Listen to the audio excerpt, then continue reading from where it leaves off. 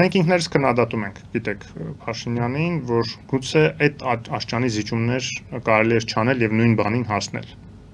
Բայց մյուս կողմից օրինակ, այդ աշճանի զիջումները նա Արցախի ժողովրդի հետ գնալու այդ բանից, իսկ դա ինչի ներքո համաձայնվեց Փաշինյանը հրաժարվել, որտեղ Ալիևը ասում էր, դու հենց որ ես հիշատակես այդ 150 հազարի վերադարձի իրավունքը, ես էլ կհիշատակեմ 300 հազար, մի հատ թիվ են, չէ՞, հնարել 300 հազար ու ընդորում հատուկ ասում են Սյունիք։ Հետո այդ Սյունիքը տալու է,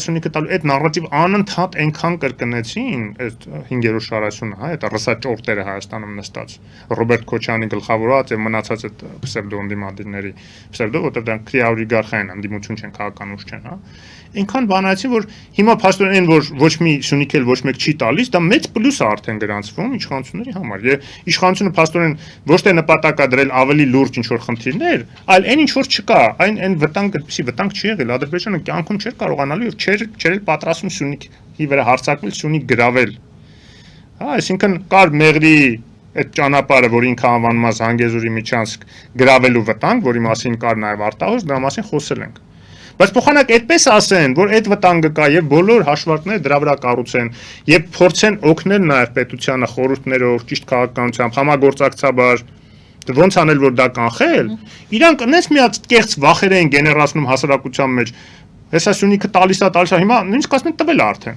արդեն տվել է, Սյունիքը տվել է, միջանցքը տվել է, ամեն ինչ տվել է։ Որ Փաշինյան ընտրություններից առաջ, որ ասի, ինչ եմ, դա հիմա ցույց տվեք, ինչ եմ տվել։ Ոչ մի բան է տված չի, իր համար մի հատ մեծ պլյուս կլինի։ Հա իրանք իրանց են վնաս տալիս, իրենց տգետ, տխմար քաղաքականությամբ,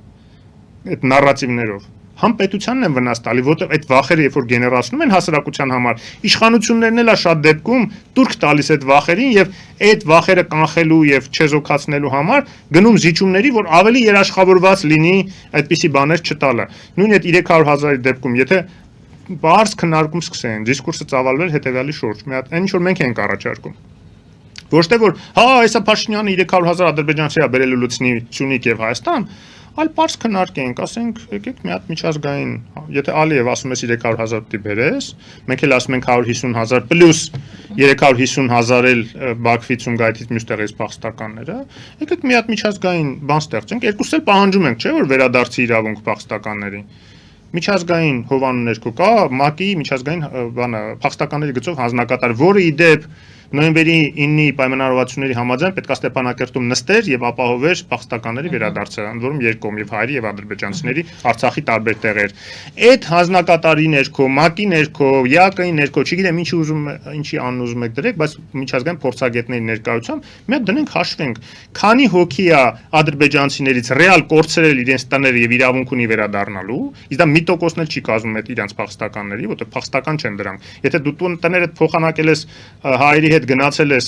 ասենք գնացել ես նստել ես Բաքվի կենտրոնում քո ինչ որ խուլ գյուղում ինչ որ տուն ես փոխանակել Բաքվի կենտրոնի տան հետ, դու ինչ փախստական։ Կամ եթե դու գումար ես ստացել քո տան դիմաց կառավարությունից Հայաստանի ԽՍՀՄ փոխհատուցում ես ստացել, դու ինչ փախստական։ Կամ վերջում վաճառել ես տունդ, գնացել ես, ինչ փախստական։ Այ դա այդ դիսկուրսը ծավալելու փոխարեն չէ, այդ վախերը անպայման գեներացնեն, կարճ մտածողի կարճամիտ առանց հասկանալու որ Փաշինյանին չեք է վնաս տալի, Հայաստանի Հանրապետությանն եք վնաս տալիս, նաև մղելով իշխանություններին ավելի զիջող լինել, որպեսզի ավելի երաշխավորված լինի այն ինչ որ իրենք ուզում են ստանալ, այսինքն խաղաղությունը, երաշխավորված եւ նաև Միացյալ Նահանգների ներկայությունը։ Այն ինչ որ ստացան բարեբախտաբար, բայց շատ ավելի մեծ զիջումների գնացին ձեր պատճառով նաև, ձեր այդ տարածած նարատիվների պատճառով, քանց կարելի էր գնալ այդ զիջումները։ Իսկ այդ մեր 5-րդ շարասյան գլխավոր կարկառուն առաջնորդներից մեկը, հա, Քոչարյանը, երբ որ 2 օր առաջ հարցազրույց էր տալիս, ինչ ասում, ասում ուրեմն այս Մեղրի հատվածը իդեպ անընդհատ միջանցք բառն է կրկնում, անընդհատ մեկ Ալիևն ասում միջանցք, մեկ էլ Քոչարյանը, մեկ էլ իրանց կողմնակիցները, հա։ Հայաստանի թշնամիները, ելով պիտի ճանապարհ բառը, որ ամենտեղ ճանապարհ է գրած բոլոր պայմանագրերում, ասում դե մենք չենք հավատում Փաշինյանին։ Չշնակում չես հավատում, Տրամպին չես հավատում, Փաշինյանին չես հավատում, Ալիևին ոչ մեկին չես հավատում, որ բտնես փաստաթղթեր են ստորակ, ում ես հավատում։ Ինչի՞ ես հավատում։ Պուտինին։ Դե ասա տենանք ինչ ասում Պուտինը։ Ասում է որ ի՞նչ է դա։ Ասում է իրանցիները ո՞նց կհամակերպեն իրանց սահմանների միակ տեղը, որտեղ որ ամերիկացիներ են լինելու, այդ միջանցքն ինչ ամերիկացիներ։ Ամերիկացի առևտրականներ։ Զորքա բերում Ամերիկան այդտեղ։ Դելնելա բիզնես շահեր ներկայացնող կոնսորցիում հայ-ամերիկյան, դա էլ է մանիպուլյացիա, ամերիկացիներին են տալիս եւ այլն։ Չի ասում հայ-ամերիկյան կոնսորցիում ալնելու, որտեղ Հայաստանը անկախ նրանից քանի տոկոս է լինել ունենալու 49 թե 51%, բայց ըստ պայմանավորվածության վետո իրավունք ունենալ, այսինքն ամեն ինչ որոշվելու է կոնսենսուսով միասնաբար ամերիկացիների հայերի այդ բանի կոնսորցիումի շրջանակներում։ Եվ շահույթներն է ստանելու, որ ասում է մենք ընդհանրապես այդ մի բան ունենք, դա էլ տվեցին ամերիկացիներին, որ ամերիկացիները շահույթ ստանան։ Էլի եմ ասում, ախր ոնց կարելի է այդքան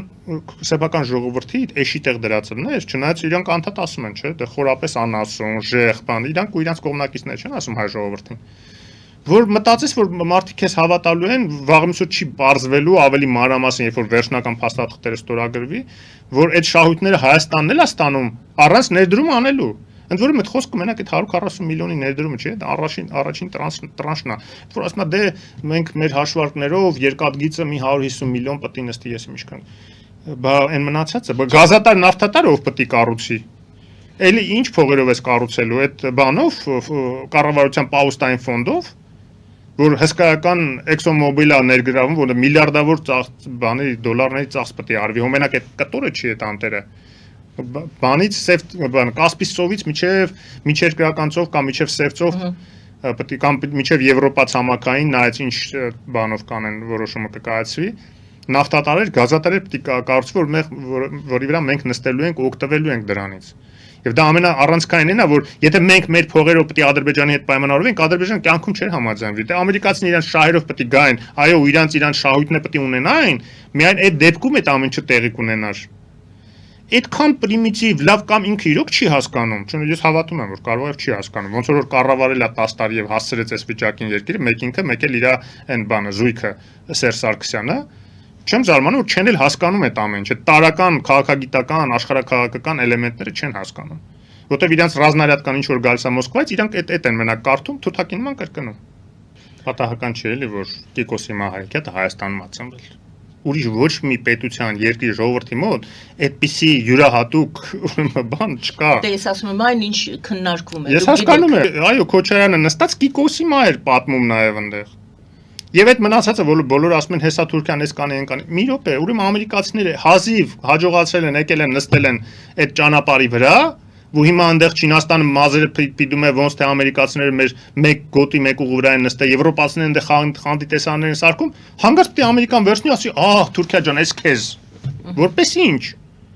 Որպես ինչ, մենակ թե նրա պատճառով, որ դուք վախեր եք ներմուծել հայ ժողովրդի մեջ, որ ուրիշ տարբերակ չկա, ուրիշ տարբերակ հնարավոր չի, որովհետև Թուրքիան ամեն ինչ մեկը վերցնելու է, մեկը գալու է ձեզ ոչնչացնի կոտորի։ Վազեք շուտ ռուսների սապոգից կախվեք, քանի թուրքերը չեն եկել։